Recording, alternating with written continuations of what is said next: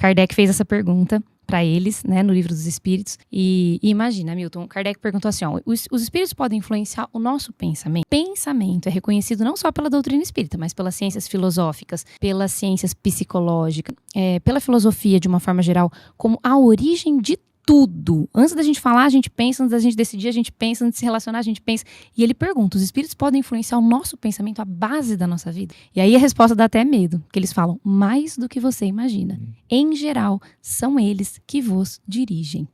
E em geral, nos dirigem para o mal, porque ao redor da Terra existem muitos espíritos inferiores em razão da inferioridade dos seus habitantes. Nós os atraímos, eles obedecem às nossas disposições mentais, eles nos dão sugestões inferiores e nós acatamos, né?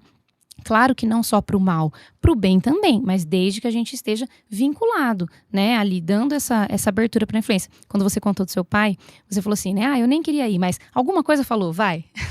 Então isso acontece muito. Sim. É a mediunidade que todos nós temos, né, a percepção do mundo espiritual, o anjo da guarda ali, que todo mundo tem um, às vezes ali pertinho de você falando, não, tem que passar lá, né, é importante se aproximar do seu pai agora. Então existe sim uma influência muito grande.